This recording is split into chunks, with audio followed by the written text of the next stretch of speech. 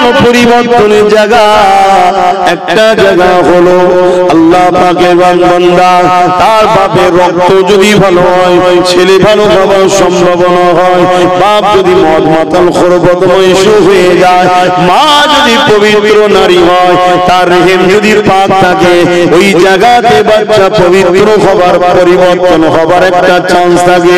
যদি ওই জায়গাটাও খারাপ হয়, 3 নম্বর জায়গা হলো পরিবর্তন হবার আল্লাহ পাকের ওলি বান্দাদের দরবার।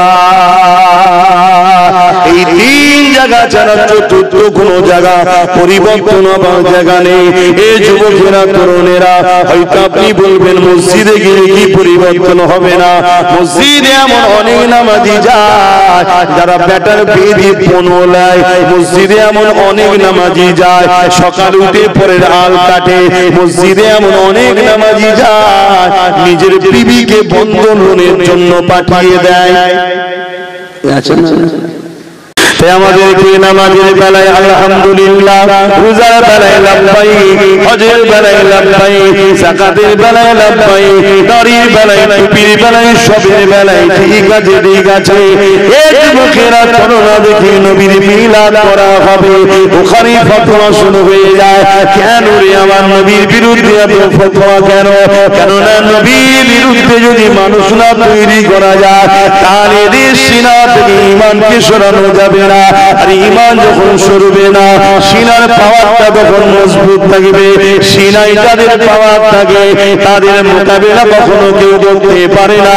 তার একটা প্রমাণ বলে দিয়ে যায় সুলতানে হিন্দ গরিবে নওয়াজ খাজা মুঈনুদ্দিন আজমিরি রাহমাতুল্লাহ আলাইহি, তিনি একা এসেছিলেন। রাস্তায় একটা করে মানুষের সঙ্গে দেখা হয়েছে, হুজুরের কদমে পরিমাণে কালেমা পড়েছে, হুজুরের সোহবতে থাকতে থাকতে আল্লাহ পাকে ওলি হয়ে গেছে। এই যুবকেরা তরুণেরা বাবেরা, পৃথ্বীরাজ বলে একটা রাজা ছিল, ওই রাজা এমন করে প্রতিদিকের বর্ডার গুলোতে সেনাদার করিয়ে দিয়েছে কোনোভাবে যেন মুঈনুদ্দিন আজমিরি ভারতের জমিনে না ঢুকতে পারে। হাজারো চেষ্টা করা হয়েছে, আমার গরিবে নওয়াজ তাদের সামনে দিয়ে ঢুকছে, তারা কিন্তু গরিবে নওয়াজকে রুখতে পারল না। কিসের জোরে? গরিবে নওয়াজের হাতে তো অস্ত্র ছিল না, গরিবে নওয়াজের পিছনে তো মিলিটারি ছিল না, গরিবে নওয়াজের তো সৈন্য বাহিনী ছিল না, কি পাওয়ারে কি জোরে রুখতে পারল না। গরিবে নওয়াজের কাছে একটা পাওয়ার ছিল, যে পাওয়ার গুলো এদের কাছে ছিল না, ওই পাওয়ারটা হলো ঈমানের পাওয়ার। আল্লাহ কিয়ামতের দিনে বলবে আমার উলামা বান্দারা, আজ তোমরা ময়দানে মাশর কেন ইন্তজার করছো? এই কঠিন দিনে তোমরা কেন এখানে দাঁড়িয়ে আছো? আমি আল্লাহ তোমাদেরকে দুনিয়া জমিনে কোরআনের জ্ঞান দিয়েছি, দ্বীনের জ্ঞান দিয়েছি, আমার হাবিবের সুন্নাহর জ্ঞান দিয়েছি। তোমরা কোরআন সুন্নাহর পক্ষে জীবন যাপন করেছো এবং আমি আল্লাহ আমার পক্ষে নবীর পক্ষে মানুষকে ডেকেছো। আজকে ময়দানে মাশরে তোমাদেরকে দাঁড়াতে হবে না, আমি আল্লাহ তোমাদেরকে বেহিসাব জান্নাতি বানিয়ে দিলাম। এখন যদি কারো মনে হয় ও সে উলামা মনে আর নেই, সেসব আগে ছিল, এটাও ভুল ধারণা। যেখানে 100টা ছেলে আছে, 100টা ছেলে আছে, 95টা ছেলে যেখানে পড়াশোনা করে, 5টা ছেলে অটোমেটিক শিক্ষিত হয়ে যাবে। বলবেন ছিল কেন? 95 জন পড়ছে, এই 5 জন কি করবে দেখা দেখি। আর যেখানে 95 জন বদমাইশি করছে আর 5 জন ওর ভেতর থেকেও থেকে পড়ছে, এর গুরুত্ব কিন্তু এই 95 এর সাথে থেকে 500 জনের 95 এর পড়া আর 5 জন বদমাইশ ছেলে পড়ার মধ্যে এক নয়। তাহলে আগেকার সময় আল্লাহ করে সবাই আল্লাহর ওলি ছিল। এখন যদি কোন উলামা একটু পক্ষে থাকে, 101টা নবীর সুন্নতকে যদি ধরে, 100 শহীদের দরজা আল্লাহ দেবে। জোরে বলুন সুবহানাল্লাহ। আমরা মনে করি নবীর পক্ষে আজকে হয়তো সেসব উলামা নেই। কে বলেছে নেই? যাদেরকেই দেখবেন মুখ খুললে নবীর প্রেমের কথা শোনায়, নবীর আদবের কথা শোনায়, নবীর সঙ্গে আপনাদেরকে জুড়তে চায়, ওদের সঙ্গে জুড়ে থাকবেন, ওদেরকে প্যার করুন, ওদের সোহবতে বসুন। আমি কথা দিচ্ছি ইনশাআল্লাহ একদিন আপনিও নবীকে দিদার পাবেন। জোরে বলুন সুবহানাল্লাহ। আর কত বড় পণ্ডিত, কত বড় শায়েখ, কত বড় উলামা, কে বুখারী পড়াই বলছে, কে মুসলিম পড়াই বলছে, কে বলছে আমি মিশর থেকে পড়ে এসেছি, কে বলছে আমি মদিনা থেকে পড়ে এসেছি। অথচ বেনিয়ে বেনিয়ে ঈসা নবীর ঘটনা শোনায়, মুসা নবীর ঘটনা শোনায়, কোরআন পড়ে তাফসীর করে। আহা, আমার রাসূলুল্লাহর কথা শোনাতে চাই রে। জেনে রেখে দিয়ে মুনাফিক। আপনি ভাবেন কোরআন শোনাচ্ছে, আর কোরআন তো খারিজিরাও শুনিয়েছিল, হযরত আলী হুজুরকে শহীদ করেছিল যারা। একটু হুঁশ করে চলো যুবক, আখিরি জামানা। এখন মোবাইলের মধ্যে সব ফেসবুক খুললেই দেখা যাচ্ছে মিশর থেকে পড়ে এসেছে হযরত আলী হুজুর নাকি মদ খেয়ে নামাজ পড়েছিল বলেছে। এসব চলছে তো কি অবস্থা আপনাদের ঘরে? একটা ছেলে যদি সারা জীবন গুনাহ করে কিন্তু তার দিলে সব থেকে বেশি আদব ও প্রেম আল্লাহ ও রাসূলের জন্য রয়েছে, ওই ছেলেটাকে সারা জীবনের জন্য জাহান্নামী কেউ বলতে পারবে না। ও যদিও জাহান্নামে যায়, ঈমান থাকার জন্য একদিন জান্নাতে ফিরে আসবে। আর এমনও হতে পারে সারা জীবন গুনাহ করার পরও ওই প্রেমের কারণে মরণের সময় এমন কিছু একটা ভালো কাজ করিয়ে দেবে আমার আল্লাহ, তার বিনিময়ে সব পাপ আল্লাহ মাফ করে দিতে পারে। জোরে বলুন সুবহানাল্লাহ। কারণ বান্দা তার। কিন্তু এতটুকু আমি গ্যারান্টি সহ বলতে পারি, আমার আল্লাহ বলেছে দুনিয়ার মানুষ শোন, তোরা যদি আমার সঙ্গে কোনো ভুল বিয়াদবি করিস আমি আল্লাহ কাঁদলে মাফ করে দেব, কিন্তু আমার হাবিবের সঙ্গে কেউ যদি গোস্তাকি করিস, বিয়াদবি করিস, তোকে আমি হিদায়াতের রাস্তা দেখাবো না। আল্লাহ যদি রাস্তা না দেখায় আব্বাস পাবে? আমার বাপ, আমার দাদু, আমার গোষ্ঠীর কারো ক্ষমতা আছে? আমি আমার গোষ্ঠী তুলেই বলছি, কারো ক্ষমতা আছে? অতএব সব ক্ষমতার মালিক একজন, তিনি কে? আল্লাহ। তার দয়া হবে তার উপরে যে মুহাম্মদ রাসূলের পক্ষে থাকে। এ বিষয়ে একটা ছোট কথা বলি। আল্লাহ নবী নবী দয়া নবীর সঙ্গে 10-15 বছর ধরে নামাজ পড়েছে। নবী পাকের সঙ্গে অনেক লড়াইয়ের ময়দানও গেছে। নবী পাকের সঙ্গে কাবা শরীফ হজও গেছে। নবী পাকের দেখা দেখি মুখে দাড়ি, মাথায় টুপি, পাগড়ি, জুব্বাও লাগিয়েছে। নবী পাক যখন বলতে ইসলামের জন্য মাল দাও, ওই ব্যক্তিটা মালও দিয়েছে। কিন্তু এই ব্যক্তিটা নাম হলো আব্দুল্লাহ ইবনে উবাই, যে নাকি জাহান্নামী কোরআন ঘোষণা হয়ে গেছে। শুনছেন? অপর এক ব্যক্তির নাম বলি, জন্মসূত্রে সে ইহুদি ধর্মে জন্ম হয়েছে। আল্লাহ নবী একদিন মদিনার বাজারে গেছে, ওই যুবকটা নবী পাককে এক ঝলক দেখতে পেয়েছে। আহাওয়াত দুহা চেহারাকে দেখে, ওই জুলফি, ওই মুখরাকে দেখে, আর উসওয়াতুন হাসানা সবথেকে উত্তম আখলাক চরিত্র মডেলকে দেখে ওই ইহুদি ঘরের যুবকটা আমার রাসূলুল্লাহ প্রেমে পড়ে যায়। দূর থেকে নবীকে দেখে, দূর থেকে রাসূলকে ফলো করে, কিন্তু যুবকটা মনে করতেই লেগেছে একদিন মুহাম্মদ রাসূলকে গিয়ে বলি, আপনার দরবার, আপনার সোহবতে আমাকে থাকার পারমিশন দেন, যেভাবে সাহাবারা রয়েছে। এই যুবকটা চলে আসলো, হে আব্দুল্লাহ দাদা মুহাম্মদ সাল্লাল্লাহু আলাইহি ওয়াসাল্লাম, আমি কি আপনার সোহবতে থাকতে পারি? তবে একটা শর্ত হলো, আমি ইহুদি ঘরের ছেলে, আমি আমার ধর্মকে কিন্তু ত্যাগ করব না। শর্ত সাপেক্ষ। শুনছেন তো ভাই? আল্লাহ নবী মুচকি আসলেন। কি ছিল হাসির মধ্যে আল্লাহ জানে, নবী জানে। তবে নবী আমার মুচকি এসে বললেন, ঠিক আছে বাবা থাকো। ছেলেটা সাহাবাদের সাথে রইলেন, সাহাবারাও নবীর সাথে যায়, যুবকরাও যায়, সব জায়গায় নবীর সাথে ঘোরে। কিন্তু মদিনা নববী শরীফে যখন রাসূল ঢোকে, যুবকটা ঢোকে না। কিন্তু রাসূলুল্লাহর জুতাকে বুকে করে নিয়ে দাঁড়িয়ে থাকে। প্রথমবার যখন ঢুকতে যায়, যুবকটা বলে, হুজুর আপনি আমাকে পারমিশন দেন, আপনার নালাই শরীফ জুতা মোবারককে বুকে করে নিয়ে রাখবো। এক ইহুদি ঘরের ছেলে জুতা মোবারক বলছে, মুসলমান ঘরের মুফতি মাওলানার ছেলে নবীর জুতা মোবারক বলতে চাই না। এগুলো ফলো করতে হবে আখেরি জামানা। আমার নবী বলেছে আখিরি জমানায় নবী সুলাইমান আলাইহিস সালামের জিনগুলো ছাড়া পাবে। বড় বড় বক্তা সেজে গুজে সুন্দর চেহারা দিয়ে এসে বসে যাবে, মিষ্টি কণ্ঠে কোরআন তেলাওয়াত করে আমার উম্মতের ঈমানকে নষ্ট করবে। জুল খায়সারা তামিমি, বুখারীর হাদিস। হযরত ওমর ফারুক দাঁড়িয়ে আছেন, সাহাবারা রয়েছেন, মাল বন্টন করছে, আর একজনকে দাঁড়িয়ে পড়ল জুল খায়সারা তামিমি তার নাম। আমার নবীকে বলছে মুহাম্মদ ইত্তাকুল্লাহ, তুমি আল্লাহকে ভয় করো, ইহদাল, তুমি ইনসাফ করো। আমার নবী যদি ইনসাফ না করে পৃথিবীতে আর কি করবে ভাই? সে বলছে আমার নবীকে ইনসাফ করো, নবীকে দিন শিখাচ্ছে। বলুন বেঈমান না মুমিন? কথা বলছে না, মুখে দাড়ি ছিল, মাথায় টুপি ছিল, পাগড়ি ছিল, সাহাবা সেজে ঘুরছিল।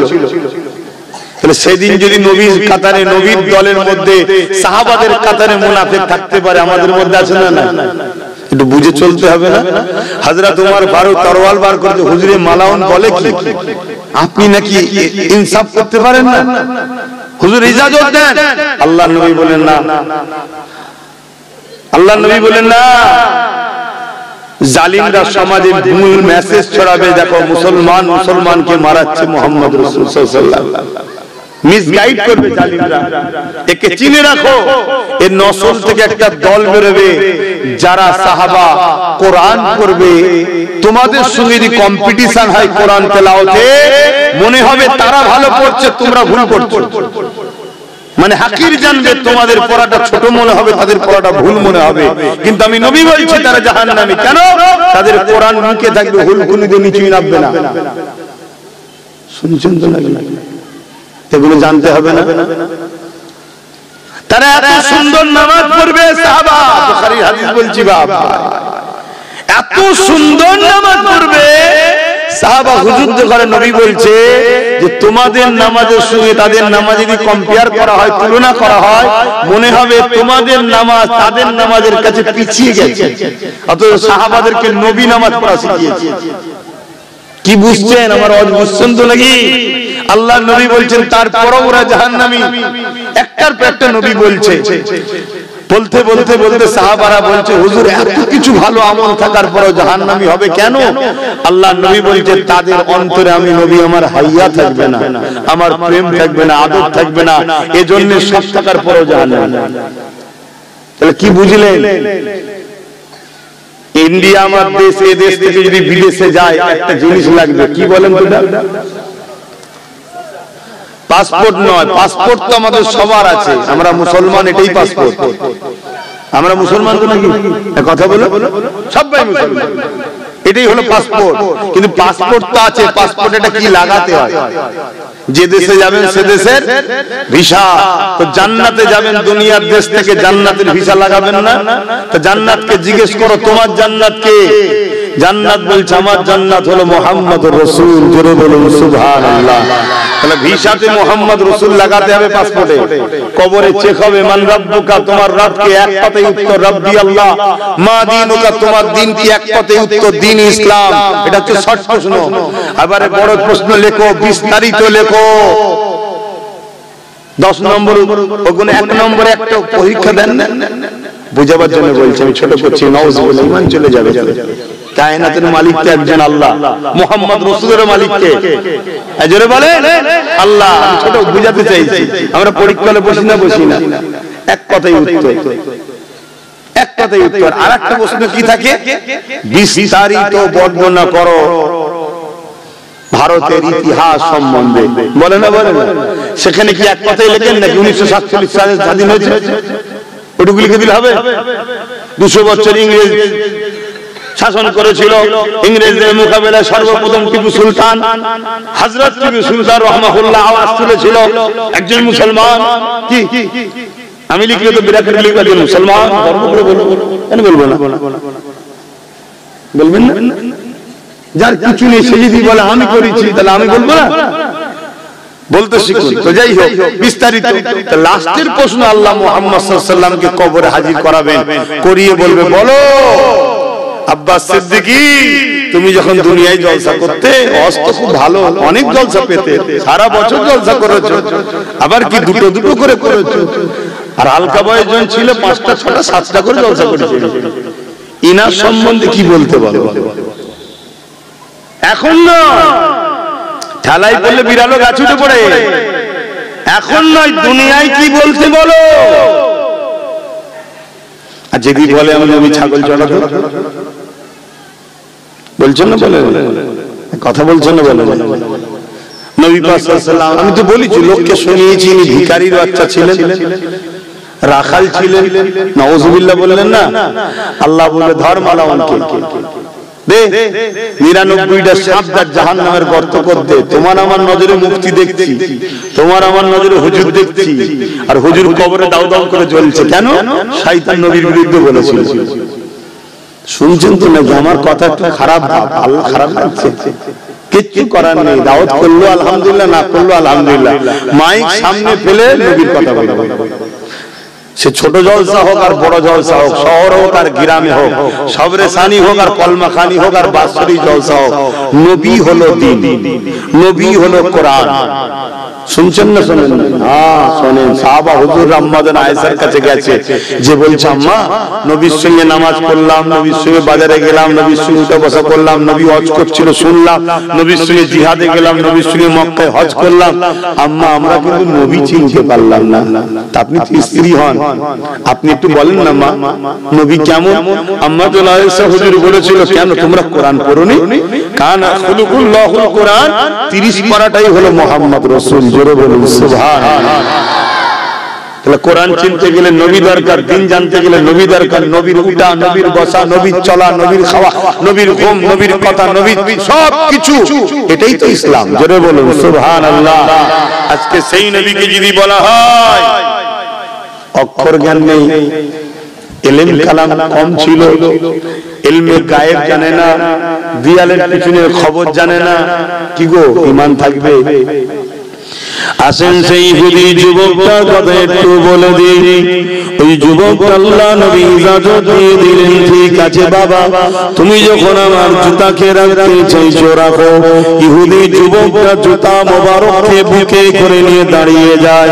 যখনই নবী মদিনা নববী থেকে ঢোকে, যুবকটা জুতাটা লাগিয়ে দেয়। এইভাবে 7 বছর কেটে গেছে। 7 বছর কেটে যাবার পর একদিন নবী আমার নববী শরীফ থেকে যখন বেরোতে লেগেছে, ওই জুতা মোবারক অন্য একটা সাহাবী লাগাতে লেগেছে। আল্লাহ নবী বলে উঠলেন, রে বাবা সাহাবী রে, ওই ইহুদি ঘরের যুবকটা কোথায় গেল যে আমি রাসূলুল্লাহকে বড়ই মহব্বত করে ভালোবাসে? ওই সাহাবী হুজুর বলতে লাগলেন, ইয়া রাসূলুল্লাহ হাবিবাল্লাহ, সে বড় অসুস্থ, বিমারে পড়েছে, মনে হয় আর দুনিয়ায় থাকবে না। আল্লাহ নবী কথা শোনার সাথে সাথে ওই ইহুদির বাড়ি চলে গেল। এ নবীর উম্মাহ শুনে রেখে দাও, তোমাদের প্রতিবেশী হিন্দু, দলিত, আদিবাসী, খ্রিস্টান যেই হোক না কেন, প্রতিবেশী যদি কেউ বিমারে পড়ে, অমুসলিমও যদি হয়, তার বাড়িতে যাবে, তার মাথার গোড়ায় বসবে, তাকে ভালো পরামর্শ দেবে, তার জন্য তার পাশে দাঁড়াবে, অর্থ যদি থাকে অর্থ দেবে। মুমিন মুসলমানকে তো করতেই হবে, কেন কলেমার ভাই, অমুসলিমের পাশেও দাঁড়াবে।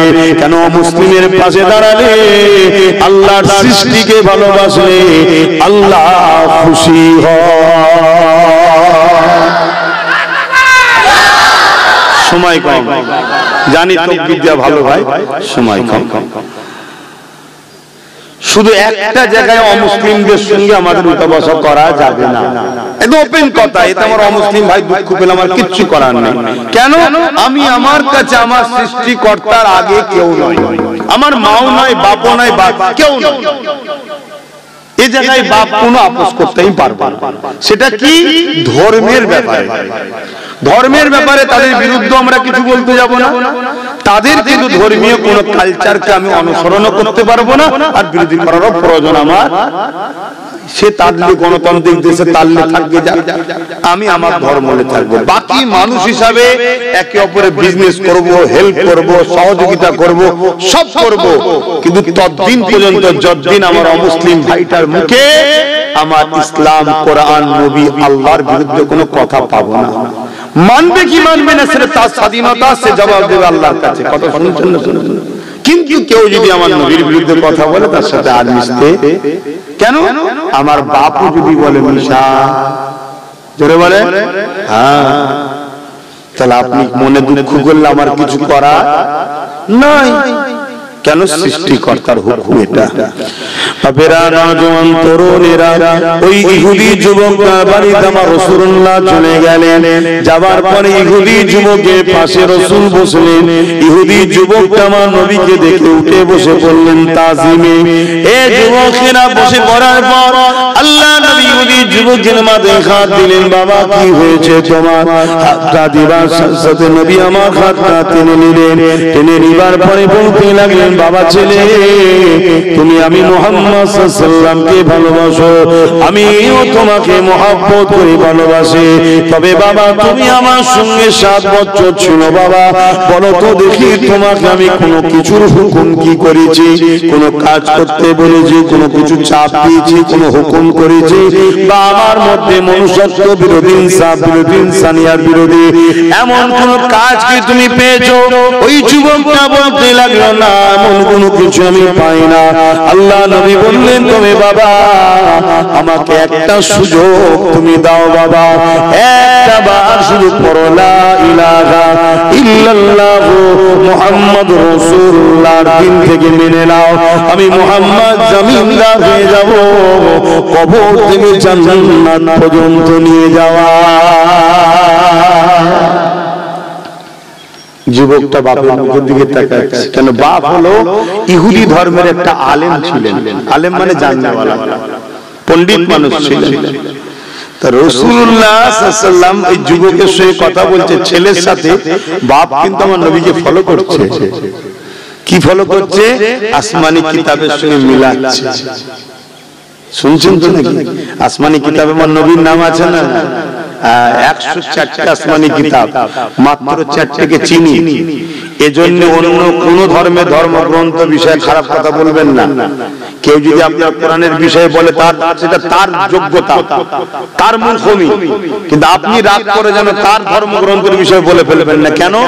আরো 100টা কিতাব আসমানি আছে। কথা কিছু বুঝে আসে?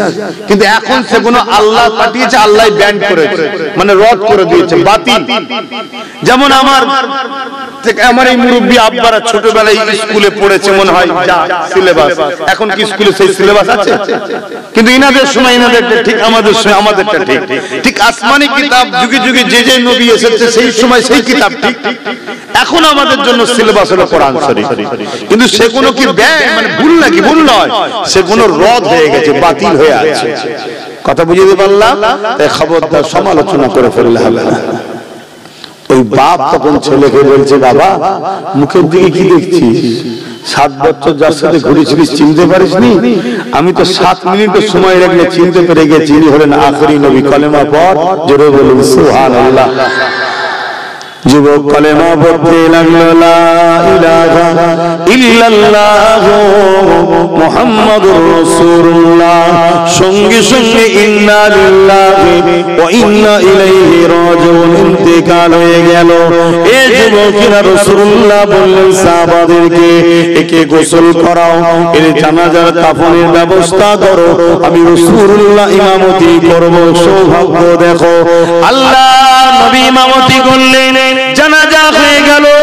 এই যুবকেরা, আব্বা মায়েরা, বোনেরা জানেন এই যুবকটার সম্মান কতটা? গরিবে নওয়াজের থেকে বেশি না কম? কথা বলতে পারছেন না? কেন বেশি? এক ওয়াক্ত তো নামাজ পড়েন। গৌসুল আজম বড় পীর সাহেবের থেকে সম্মান বেশি না কম? সাহস পাচ্ছেন না বলতে? এই যুবক সাধারণ যুবক না, উনি হয়ে গেছে আমার নবীর হাতে হাত দিয়ে কলেমা পড়া নবী দেখা মুসলমান, অর্থাৎ তিনি সাবি হয়ে গেছে। ইনার দরজা সমস্ত অলিগঞ্জ কুতুব আবদারদের থেকেও বেশি। কিসের জন্য ইনি মুক্তি পেলেন? আমার নবীর প্রেম তাকে হিদায়াতের আলোয় নিয়ে গেল। আমার নবীর প্রেম তাকে আল্লাহ নবীর সাবি বানিয়ে দিল। আমাদের যুবকদের দিলে যদি আমার নবীর প্রেম আদর সত্যি আসে, আমার ঈমান বলছে একদিনে নামাজি হবে, একদিনে হাজিও হবে, একদিনে জাকারি হবে। নবীর প্রেমকে জান্নাতের উপযুক্ত বানিয়ে আল্লাহ পাককে দুনিয়া থেকে উঠিয়ে নেবে। অথচ ইবলিস শয়তান 6 কোটি বছর বা 6 লক্ষ বছর আল্লাহকে সিজদা দিয়েছে। ইবলিস শয়তান 6 কোটি বছর বা 6 লক্ষ বছর ফেরেশতাদের শিক্ষা দিয়েছে। এত সম্মানিত ছিল, জান্নাতে যখন খুশি ঢুকতো বেরোতো ফেরেশতারা দোয়া দিত। কিন্তু একটা বেয়াদবি করেছিল, বাপ আদমকে তাজিমি সিজদা না করার জন্য আল্লাহ তাকে জাহান্নামী কাফের বানিয়ে দিয়েছে। এই আজকের দিনও বলে যায়, হ্যাঁ তোমার ইলম থাকতে পারে, তোমার নামাজ দাঁড়ি তুমি ইবাদত অনেক থাকতে পারে, ইবলিস যেমন বাপ আদমকে তাজিম না করার জন্য কাফের হয়েছে, আদম নবীর নবী মুহাম্মদ রাসূলুল্লাহকে তাজিম না করার জন্য তুমি মিশর থেকে পড়ে এলো কাফের ছাড়া অন্য কিছু নয়। শুনছেন তো? কাফের বললে ভয় লাগে? অনেকে বলে কাফের বলে কেন? চোরকে যদি কেউ বলে আল্লাহর ওলি, গুনাহ হবে না? হবে না? এই জোরে বলছেন। ঠিক তেমন কাফেরকে কেউ যদি বলে মুমিন মুসলমান, গুনাহ হবে না? হবে না? তো কাফেরকে তো কাফেরই বলবে। এখানে তো এত মুসলমান বসে আছেন, অনেক ছেলে দেখছি প্যান্ট শার্ট পরাও রয়েছে, দাড়ি চাচা রয়েছে। ওদের দিলে যদি সত্যি আল্লাহ নবীর প্রেম থাকে, নবী আল্লাহকে সবথেকে উপরে রাখে, বিয়াদবি না করে, ওকে কাফের বলার ক্ষমতা আমার আছে? আমার আব্বা, আমার দাদু, কারো ক্ষমতা আছে? তো কেন তাহলে বলি আমরা? তাহলে আমার রাসূলের বিয়াদবি করলে তবে বলা হয়, না বলা হয় কি? হ্যাঁ, এটা মনে রাখবে, যাকে তাকে তো বলা হয় না।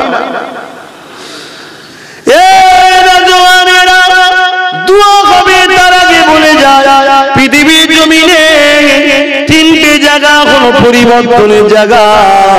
একটা জায়গা হলো আল্লাহ পাকের বান্দা, তার বাপের রক্ত যদি ভালো হয়, ছেলে ভালো হওয়ার সম্ভাবনা হয়, বাপ যদি মদ মাতাল খোরবদময় হয়ে যায়, মা যদি পবিত্র নারী হয়, তার রেহেম যদি পাক থাকে, ওই জায়গাতে বাচ্চা পবিত্র হবার, পরিবর্তন হবার একটা চান্স থাকে। যদি ওই জায়গাটাও খারাপ হয়, 3 নম্বর জায়গা হলো পরিবর্তন হবার আল্লাহ পাকের ওলি বান্দাদের দরবার। এই 3 জায়গা ছাড়া চতুর্থ কোন জায়গা পরিবর্তন হবার জায়গা নেই। এই যুবকেরা, তরুণেরা, হয়তো আপনি বলবেন মসজিদে গেলে কি পরিবর্তন হবে না? মসজিদে এমন অনেক নামাজি যায় যারা ব্যাটার বেঁধে পনোলায়, মসজিদে এমন অনেক নামাজি যায় সকাল উঠে পরের আল কাটে, মসজিদে এমন অনেক নামাজি যায় নিজের বিবিকে বন্ধনের জন্য পাঠিয়ে দেয়। আমার আছে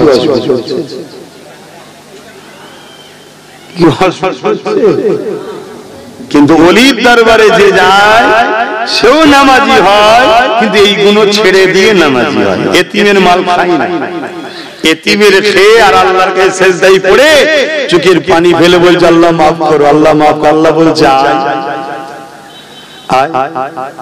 তুই যদি আমার কাছে ভুল করতিস আমি মাফ করতাম, তুই তো আমার কাছে ভুল করিস, তুই করেছিস এতিমের জামাল ঝাড়িছিস, তো এতিমের কাছে ক্ষমা চাইতে হবে, ঠিক না বেঠিক?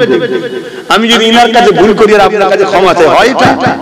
আমাকে ইনার কাছে ক্ষমা চাইতে হবে। আল্লাহ ঠিক সিস্টেম এটা জানিয়েছে, যদি হকুল্লাহ, আমার হক যদি তুই আদায় না করিস, আমার কাছে কাঁদলে মাফ করবার। হকুল নাস, বান্দার হক, বিবির হক, স্ত্রীর হক, মা বাপের হক, এতিমের হক, গরিবের হক, রাষ্ট্রের হক, প্রজার হক। শুনছেন?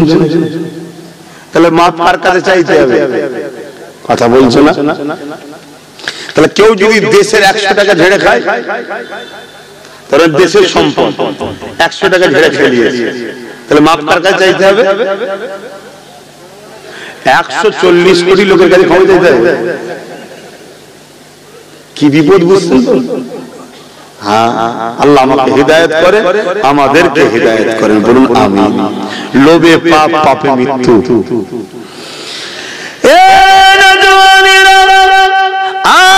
আপনার কাছে কেউ একজন কিছু একটা দিয়ে দিয়েছে, ধরুন 1000 টাকা দিয়েছে আমানত হিসাবে রাখার জন্য। ওই 1000 টাকা দিয়ে আপনি একটা ছাগল কিনলেন, ওই ছাগলটা থেকে আপনি ওই বাড়ি যে টাকাটা দিয়েছে সে এসে বলতে লাগলো, ভাই আমি 1000 টাকা দিয়েছিলাম, ওই টাকাটা আমাকে ফিরিয়ে দেন। আপনি তাকে বললেন, ওই তুমি টাকা দিয়েছো না, তুমি কিছু দিওনি। হয়তো আপনি হুজুতি করে তাকে তাড়িয়ে দিলেন, কিন্তু 1000 টাকার ছাগল কিনলেন, ওই ছাগলটা মহিলা ছাগল ছিল, তার বাচ্চা হলো, বাচ্চা হলো, বাচ্চা হলো, বাচ্চা হলো। এখন 1000 ছাগলের পাল হয়তো তৈরি হয়েছে। এই যুবকেরা, তরুণীরা, বাপেরা, ওই 1000 ছাগলের মালিক কিন্তু আপনি নয়, ওই 1000 ছাগলের মালিক কিন্তু যে 1000 টাকা দিয়েছে তার। কিন্তু আপনার এখন শখ গেছে আমি হজে যাব, কি বিক্রি করে যাবেন? 10টা 20টা ছাগল বিক্রি করে দিলে, 100টা ছাগল বিক্রি করে দিলে আপনি হজে যাচ্ছেন। আর ওই লোকটার কাছে গিয়ে বললেন, ভাই ভুল আমি করে ফেলেছি, কিছু মনে করবেন না, এই 1000 টাকা রাখুন, আপনার টাকা, আমি হজে যাচ্ছি, আমাকে মাফ করে দেন। হজ হবে তো? কথা বলছো না তো? কেন মাফ করবে? কিসের মাফ করবে? 1000 টাকা দিচ্ছে, সে বলবে, হ্যাঁ ভাই আমার টাকা যখন আমি পেয়ে গেছি, মানুষ মাত্র ভুল হয়, তোমায় আমি ছেড়ে দিলাম। বিজনেস পর্যন্ত নাকি? তো 1000 টাকাই তো বিজনেস হচ্ছে। মাশাআল্লাহ, হুজুরের এই জলসাটি শুনে খুব ভালো লাগলো। যদি আপনাদের ভালো লেগে থাকে তাহলে আমাদের চ্যানেলটাকে লাইক, শেয়ার, কমেন্ট, সাবস্ক্রাইব করে পাশে থাকবেন।